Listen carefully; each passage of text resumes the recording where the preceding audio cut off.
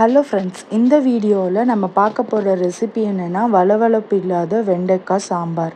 வெண்டைக்காய்னாவே நிறையா பேருக்கு வளவளன்னு இருக்கும், அதனால அந்த சாம்பார் பிடிக்காது, அந்த பொரியல் பிடிக்காது அப்படிம்பாங்க. ஆனால் காய்கறியிலேயே ரொம்ப நல்ல காய் அப்படின்னா அது வந்து வெண்டைக்காய். வெண்டைக்காயில் நார்ச்சத்து நிறையா இருக்குது. இது ஹார்ட் ஹெல்த்துக்கு ரொம்பவே நல்லது. வெயிட் மேனேஜ் பண்ணணும் அப்படின்னு நினைக்கிறவங்க கூட இந்த வெண்டைக்காயை நிறையா எடுத்துக்கலாம். டைஜஷனை கூட இந்த வெண்டைக்காய் ப்ரமோட் பண்ணும். இதனால் உங்களுக்கு நிறையா சின்ன வயசில் சொல்லியிருப்பாங்கள்ல, வெண்டைக்காய் சாப்பிடு, மேக்ஸ் நல்லா போடலாம் அப்படின்னு சொல்லி. இவ்வளோ பயனுள்ள வெண்டைக்காயை எப்படி ஹெல்த்தியாக ஈஸியாக நம்மளுக்கு பிடிச்ச மாதிரி சமைக்கிறது அப்படிங்கிறது இந்த வீடியோவில் நான் சொல்ல போகிறேன்.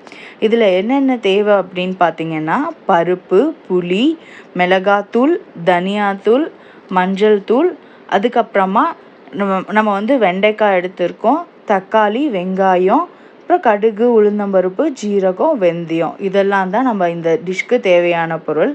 ஃபஸ்ட்டு ஒரு வடை சட்டியில் எண்ணெய் ஊற்றி வச்சுக்கோங்க.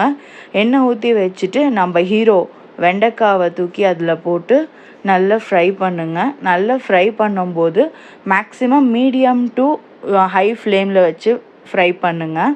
ஃப்ரை பண்ணும்போது அதில் கொஞ்சம் உப்பு போட்டுக்கோங்க, நல்லாயிருக்கும். அப்போ தான் இந்த வெண்டைக்காவோட வளவளப்பு தன்மை போய் நல்லா சாப்பிட்றதுக்கு டேஸ்டியாக இருக்கும். இந்த வெண்டைக்காவை நல்லா மூடி வைக்காமல் வதக்கணும். மூடி வச்சு வதக்குனிங்கன்னா சாஃப்ட் ஆகிடும். மூடி வைக்காமல் ஓப்பன்லேயே வதக்குங்க, அப்போ தான் அது நல்லா வதங்கும்.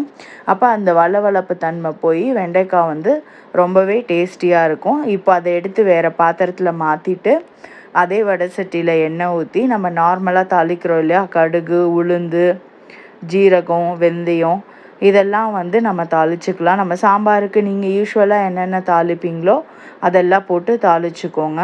இதுக்கப்புறமா நான் வெங்காயம் ஆட் பண்ணிக்கிறேன். வெங்காயம் கம்மியாக யூஸ் பண்ணுங்கள் வெண்டைக்காய் சாம்பாருக்கு. எப்பயுமே ரொம்ப ஜாஸ்தி வெங்காயம் போடக்கூடாது. அதுக்கப்புறமா தக்காளியும் போட்டுட்டு நல்லா வதக்கிடணும். வதக்கிட்டு ஓரளவுக்கு இந்த தக்காளியும் வெங்காயமும் நல்லா குழஞ்சி வரணும். அந்த டைமில் சாம்பாருக்கு தேவையான அளவு உப்பு, நம்ம வெண்டைக்காயில் சேர்த்தது வெண்டைக்காய்க்கு தேவையான அளவு உப்பு தான், இதில் சாம்பாருக்கு தேவையான அளவு உப்பு சேர்த்துட்டு அதுக்கப்புறமா நம்ம வதக்கி வச்சுருக்க வெண்டைக்காயும் இதில் சேர்த்துட்டு மிளகாத்தூள் 2 ஸ்பூன், கொத்தமல்லி தூள் 1.5 ஸ்பூன், மஞ்சத்தூள் 1/4 டீஸ்பூன், இதுதான் நான் எடுத்திருக்கிற அளவு.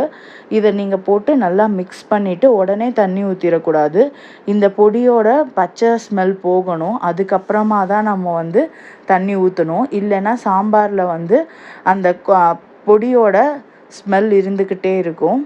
அதனால் நீங்கள் இதை நல்லா வதக்கிட்டு ஓரளவுக்கு அதில் பச்சை வாசனை போனதுக்கப்புறமா நம்ம இதில் இந்த தண்ணி ஊற்றலாம். தண்ணி ஊற்றுருங்க அப்படின்னு சொன்னோன்னே ரொம்ப ஜாஸ்தி தண்ணி ஊற்றிடக்கூடாது. கொஞ்சமாக தண்ணி ஊற்றி மூடி போட்டு அது நல்லா வேகணும். வெந்ததுக்கு அப்புறமா நம்ம இதில் நம்மளுக்கு தேவையான அளவுக்கு தண்ணி ஊற்றிக்கலாம். ஏன்னா பருப்பு ஊற்றுவோம், புளி ஊற்றுவோம், அதுலேயே ஜாஸ்தி தண்ணி சேர்ந்துடும். அதனால அதிகமாக தண்ணி தேவைப்படாது. இப்போ நான் புளியை ஊற்றிக்கிறேன். புளியை ஆல்ரெடி நான் நல்லா கரைச்சி வச்சுருக்கேன். அதை ஃபில்ட்ரு பண்ணி எடுத்துகிட்டு அந்த தண்ணியை நான் இதில் ஊற்றிக்கிறேன்.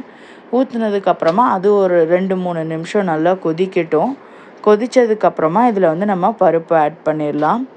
பருப்பு ஆட் பண்ணும்போது பருப்பு ஆல்ரெடி கெட்டியாக ஆட் பண்ணாமல் கொஞ்சம் தண்ணி ஊற்றி கரைச்சி அதை ஆட் பண்ணிங்கன்னா அது இன்னமுமே உங்களுக்கு நல்லா ஈஸியாக சாம்பார் பிளெண்ட் ஆகும், கட்டி கட்டாது.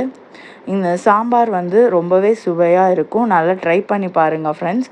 இது நீங்கள் சாப்பாடுக்கு சாப்பிட்லாம், இப்போ சம்டைம்ஸ் சப்பாத்திக்கு கூட இதை சாப்பிட்லாம், இட்லி தோசை கூட இந்த சாம்பார் நல்லாயிருக்கும். தேங்க்யூ ஃப்ரெண்ட்ஸ், தேங்க்ஸ் ஃபார் வாட்சிங்.